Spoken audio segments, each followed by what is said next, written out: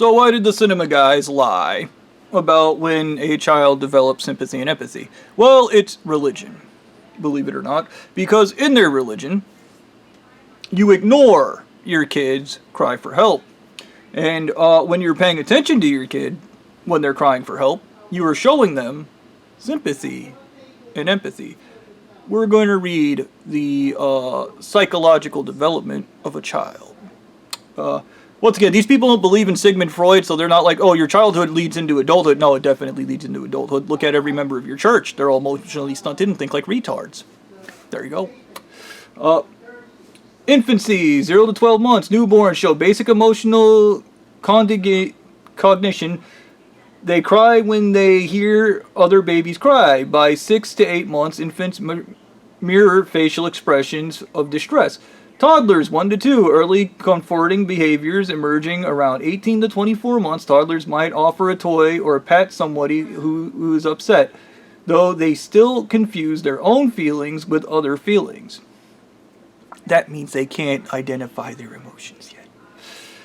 Early childhood 3 to 5, children develop a theory of mind, the understanding that other people and different thoughts, beliefs, and feelings that other people have different thoughts, beliefs, and feelings. I remember that stage in life. Around age 4, they begin to show explicit empathic concern and verbalize comfort. This means the little kid actually cares about other things other than itself. At age 5, the cinema guys are like, as late as 28 or 30, brother, you start recognizing other people exist. There's this thing called socio-cultural. It's a part of religion, and sometimes your religion creates the structures for you to stay emotionally stunted well into your 20s and 30s. Potentially through heavy metal poisoning. Middle children, 6 to 11 years, cognitive empathy and true perspective taking. Solidify. Children understand complex motivations and grasp concepts of fairness and justice. Read more about this, blah, blah, blah. I have a deep understanding of justice. Adolescence, 12 to 18, empathy becomes abstract. Teens integrate empathy with moral reasoning and broader societal awareness. Voila. So let's read emotionally stunted. That's what happens. These are the developmental stages. If you're not emotionally stunted, this is what a normal human being looks like. If you're a Christian and you're watching this, these are the behaviors of a normal human being. But we're going to look at yours, because when you were a kid, your parents ignored your cries for help, and that gave you the superior psychology. Let's read it right here. Emotionally stunted. Your superior psychology. Chronic self-absorbed, self-preoccupied behavior. They think of themselves first. Limited or complete lack of empathy. Lack of guilt or remorse. That means you lack sympathy or empathy. Disregard for your well-being and safety and those you love. They do what feels best. They do not learn from past mistakes and continue to repeat behaviors that have negative consequences. Going to church. Lack of self-reflection, inability to take your perspective, stand in your shoes, history of conflict and drama in relationships, history of denying reality due to effective realism, reality is what it feels like versus what it is, history of distorting reality, making up new narratives about situations to deal with it.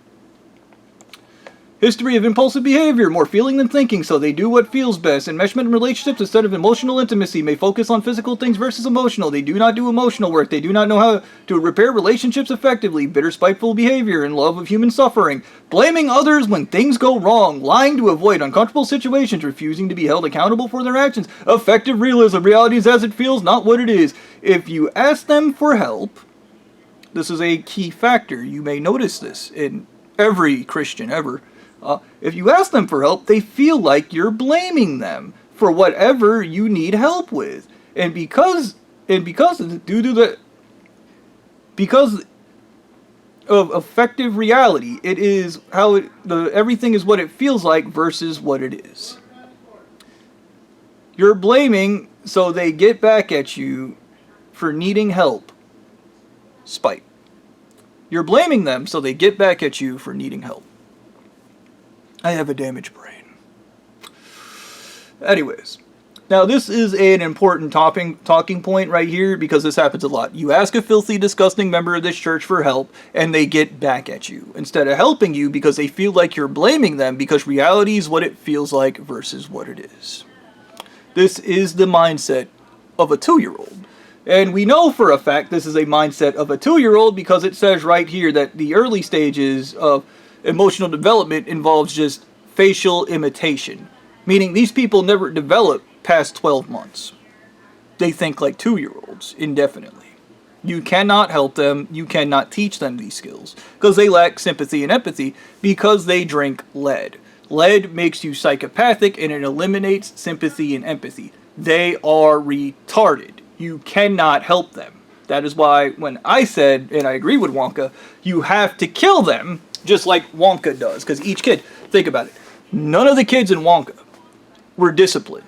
And that is what happens. The thing with Violet Beauregard and the whole blowing up into a blueberry is a point of fucking what Danielle McGinnis called fucking confidence or whatever. When it's arrogance. She was like, I can handle Droot chewing gum. I've been chewing gum forever. And then she swells up into a blueberry and she doesn't stop chewing the gum. Even while she inflates into a blueberry. It's ego. And that's just how big her ego is. I can handle this, and then you can't. Same thing with Veruca. She's just handed everything. Everything comes easy for her. She doesn't have to work for anything. She's never earned a damn thing. She is handed everything in her life. And because of this easy life, you have an emotionally stunted twat who ends up getting herself technically killed. Okay. And I talked about this because I was just like, oh, my wish is going to be every stupid fucking church leader now has to drink heavy metals till they die because, well, you guys did it to me. And as you guys say, do unto others as they do to you. Let's all go for eye for an eye and see how that turns out for everyone. But once again, that is the philosophy of a child. And so is keep them fighting one hand behind their back. Cheat at everything. My point about this is, one, I created the cinema therapy show. I gave that idea to those idiots. And when I first talked to Alan, I don't even give a shit. Because this goes beyond religion. This is just a personal grievance. On the phone, and he stole the idea from me, and they did steal the idea from me. I thought he was 16 because of how he was talking on the phone, because he was that severely emotionally stunted. I thought he was closer to Danielle McGinnis's age.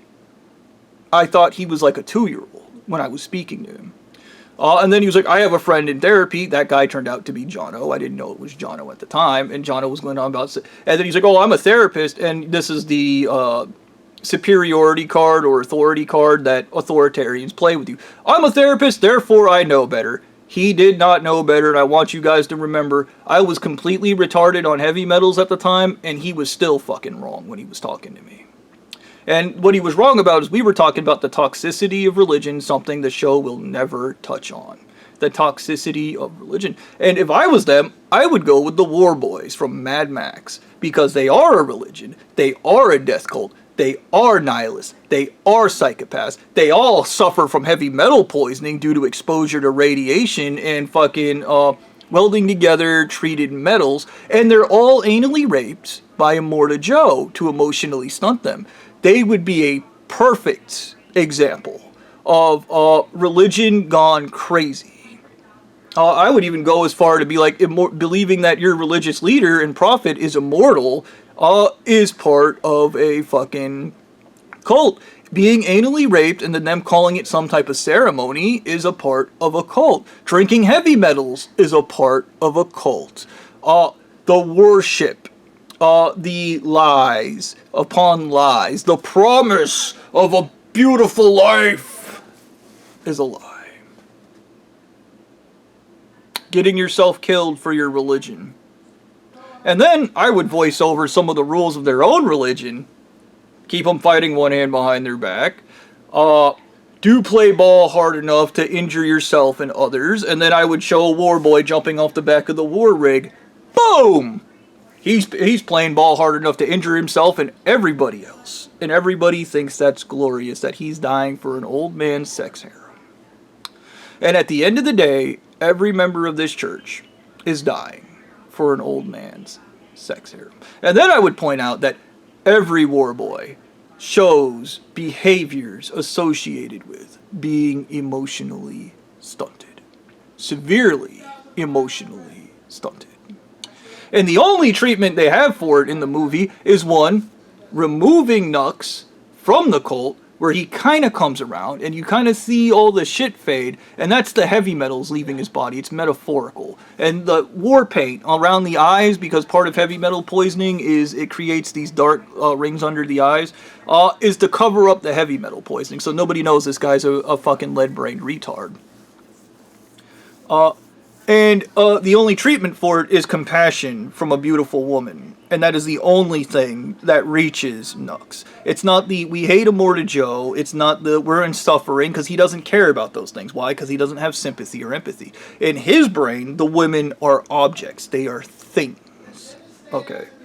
And if I was a cinema guys, I would do an entire rundown on this. And you could even use Furiosa and reveal how emotionally stunted they are. And the guy that's based off of me, Dementus.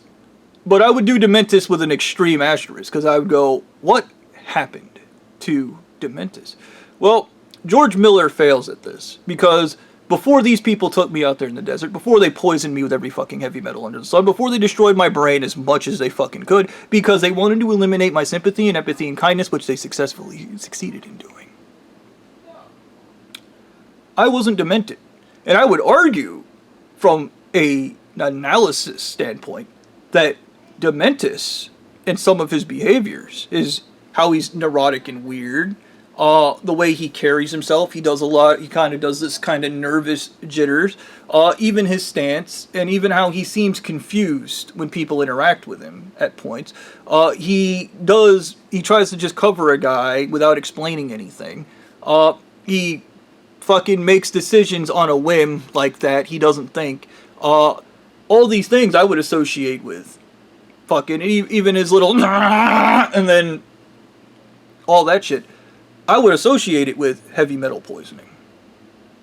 I would go, he's exposed, and you need to think, these people live out in the desert, there's radiation blowing everywhere, they've probably inhaled it, it's probably in their brains. What is the madness in Mad Max? Where does it come from? It comes from toxic exposure to toxic shit. Toxic shit like religion. There is no difference.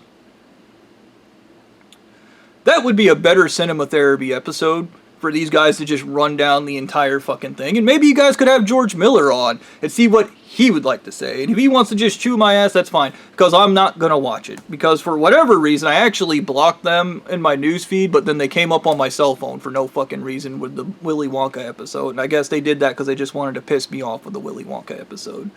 Which is, you know, malignant narcissists. They get you to react. There's my reaction. Yeah, that's how that is. I'm glad I wrote down, I have a little chart over here, because I totally would have just lost all this shit because of my degrading brain, but whatever. Today's been a pretty bad day for me, in general.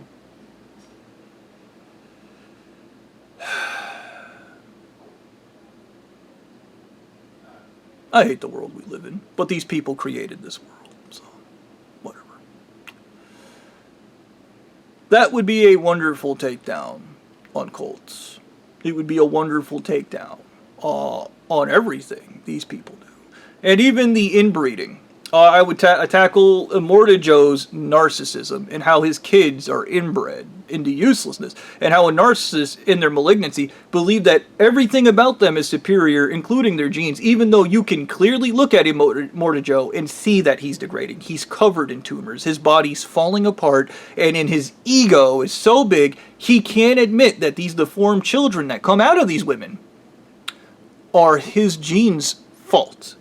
The defective people that come from these people are his fault. He is creating them. And then going, that's not my fault. I have no agency in anything I do, and everything's under the threat of death. And I have hoarded all the resources, water, and everything, and if I give you water, it's going to be poisoned with heavy metals to make you stupid and easy to control, because I hate intelligence, and I can't stand it. It makes me fucking crazy.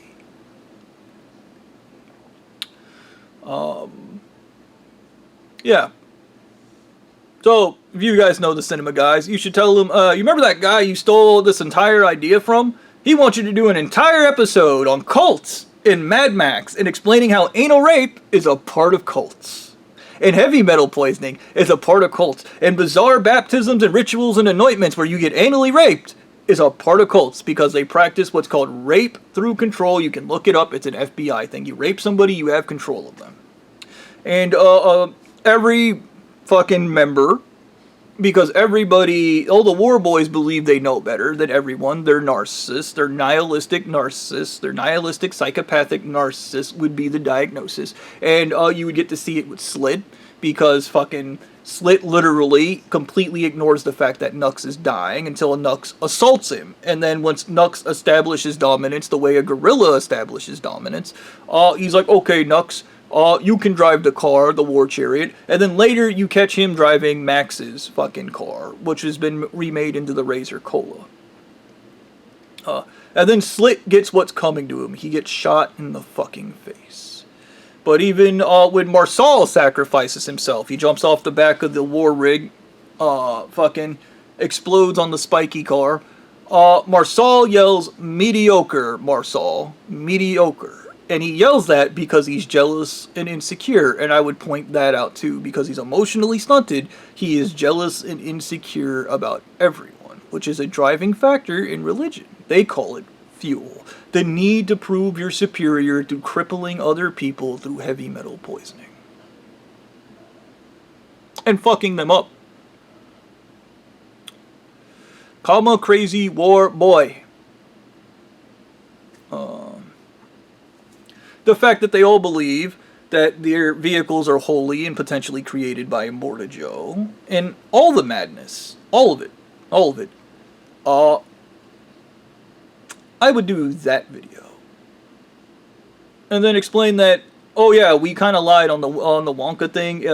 Kids start developing sympathy and empathy, actually around 3 or 5 years old, and then continue well into 18. But me and this idiot here, because we're a part of a religious cult, we didn't develop sympathy and empathy until our 20s and 30s, but to be fair to us, our religion has a made-up stupid fucking language that completely removes sympathy and empathy from it, so we just don't practice that skill or develop it. We're too busy believing we're superior and ignoring the needs of other people and going, that's your fault, because the blame game is so much easier than actually thinking of solutions and solving problems.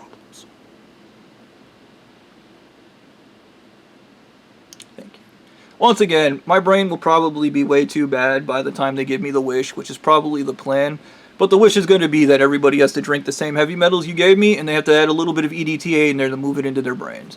Because the only way that we're going to save the world from religion and emotionally stunted people is by killing every church leader and getting rid of them. So there's nothing for these mindless retards to follow. And then they can go home and become true individuals and live their individual lives with their individual past and their individual existence. Not gather into some hive mind for some malignant narcissist that wants to be the gatekeeper of glory.